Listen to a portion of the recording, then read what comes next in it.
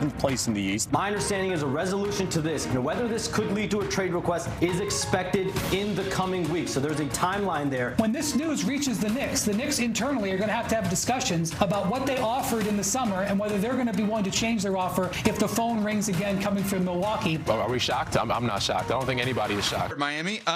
So let's talk about what's going on in Milwaukee right now.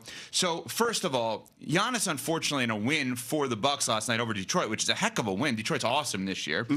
Got hurt, and he had a strained right calf injury. Okay, and while that could seem minimal, the 2019 NBA Finals have changed the way we look at calves, right? If you look at it, that's when Kevin Durant got hurt, the calf to the Achilles, and now we understand that better, and people like CC probably understood that forever. But for Smalls and I, as average everyday fans and members of the media for 20-plus years covering teams, we did not think of it that way like we think about it now. So when you see Giannis go down last night with a strained right calf, you get really nervous. We'll get to the trade thing in a second, because you're like, oh my God, God forbid, if he plays too soon, could something really, really bad happen? So that, just keep that in mind as to if you're someone out there who thinks, yeah, he's going to get traded in season, there's a conversation to be had. Has he played his last game with the Bucks? Because are they going to be cautionary with his injury, right? Okay, so that's number one. Number two, Shams Charania, senior NBA insider, goes on NBA Today yesterday and gives this update with Giannis after it was discovered over the last couple of days that he stripped all of his social media of all Bucks stuff, which actually technically happened last week, but we just didn't notice it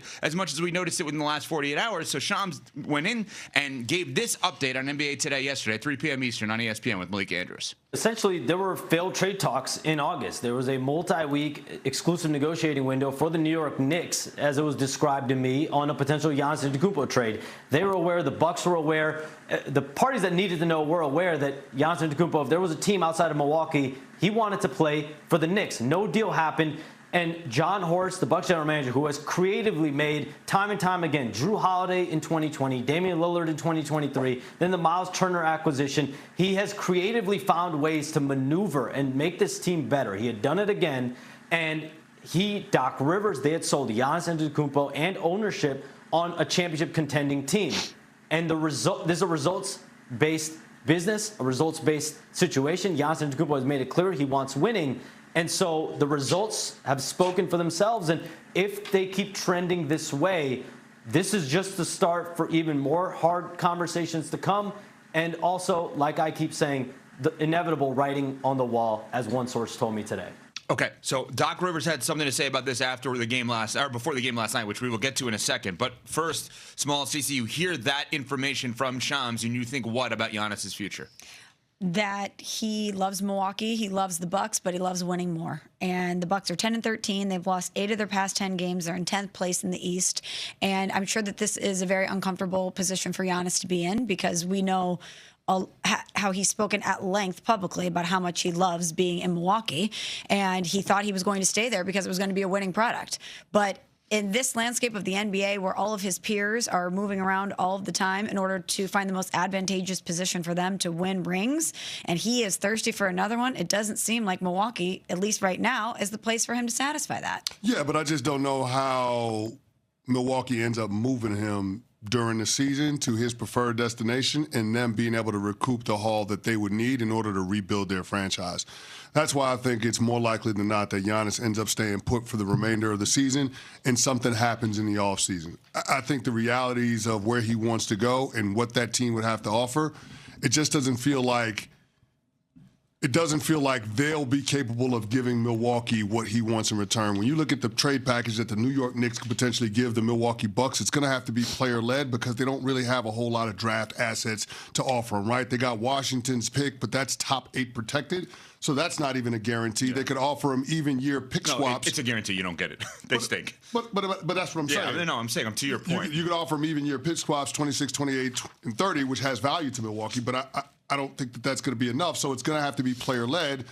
The Knicks don't want to give up OG Anunoby, which undoubtedly the Milwaukee Bucks would have to demand. Deuce McBride would have to be included in that. I just don't see a world where the Knicks, in a 2-team trade, would be able to put together a package that would make sense for the Milwaukee Bucks. And then when you consider the other teams that the Knicks could recruit to get involved in it, in terms of being able to add draft assets to a package, those are the same teams that are interested in trading for Giannis.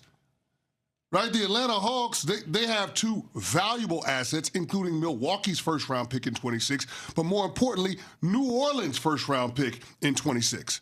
So, I mean, that's a team that could put together a really attractive package of players and picks. You would include Zachary Richichet. You could include Trae Young to make the money work. There are a lot of things that Atlanta could do in order to put together a team that would be formidable in the Eastern Conference, but Giannis doesn't want to go there. So I just think that it's way too complicated to try to pull off a move in the middle of the season. And if you're the Milwaukee Bucks, you understand that, which is why I think that they'll try to oblige him and find a way to do a deal with the Knicks, but they're not going to give Giannis away just because Giannis is unhappy. Well, I totally agree with everything you're saying right now, and I think that I want to just point out one thing. This is a little bit different relationship than I think a lot of star players with teams in sports. I believe Giannis has given every ounce of himself on and off the court to Milwaukee and the Bucks. I also believe the Bucks have given every ounce of themselves relative to creative moves. How can we pull this off? Where did they were never even rumored for Dame Lillard, and they're like, you know what? Screw it. Why not go for him? And then they're like, oh my God, he's going to be out for the next year plus. We know we're on the clock with Giannis. What in the world can we do? And they somehow end up with their best free agent on the market in Miles Turner. So I give them a lot of credit. By the way, what I would do if I'm them is until he asks out, which Shams did not say he has asked out, just to be clear on that. Brian Windhorst has said over the summer he asked about a trade to the New York Knicks, which we all know to be true, right? But he has not asked out. So until he asks out, I am exhausting everything I could possibly exhaust. I'm looking around, all right, where are the bad contracts with good players that I may have? All right, do I look at Zach LaVine? Do I look at DeMar DeRozan? Do I look at Paul George? Do I look at any of these guys and say, how do I come up with last-ditch efforts? Because there's only one Giannis. I'm never going to get another version of this guy. No. An international superstar, built the way he's built, committed the way he's committed, literally could care less about being friends with anyone other than what you said, Smalls, being friends with a victory. That's his biggest friend, right? He's one of one. You will never find somebody like him again. And unfortunately, we all know, because we've spent time there for our show, that the great state of Wisconsin is great for athletes. You can't expect a guy like that to want to sign there in the future. They have what's called the Deer District in and around the Fiserv Forum, and that's their arena. And they have built an entire community for people to come and show up and support this team in restaurants, et cetera. It's awesome. And it's very cool. And it's because of him. And they'll be the first ones to tell you that. So this is not like, yeah, let's just get rid of him. He's a pain in the tuchus. They don't want to get rid of this guy. And Doc Rivers, and by the way, he doesn't really want to get rid of them. But it goes back to what you said is, are we going to win? And if they don't think they can win a championship, and he doesn't think they can win a championship, that's when it gets to that point. But Doc Rivers, understandably so, head coach of the Bucks, was very frustrated pregame about the Giannis trade stuff. So here we go again. There's been no conversations. Yeah, it's different in the middle of the season because the season's going on, and you have to answer these questions again. I get it. It makes sense. Do you want to go to the trade machine or no? Yeah, obviously. Go for it. Okay. So the Knicks are the obvious one. CC pointed it out. The Knicks don't have the obvious moves to make, right? They don't have the obvious players that Milwaukee would want. So the teams that I would say will probably make a call or Giannis could potentially be interested in. Total guess. Knicks, obviously. Spurs. I think the Hawks will make a lot of calls because of what CC said in terms of the assets they have. Does he want to go to Atlanta? I don't know that. I think Toronto's an interesting one, too. They have a lot of young players on that team. International city.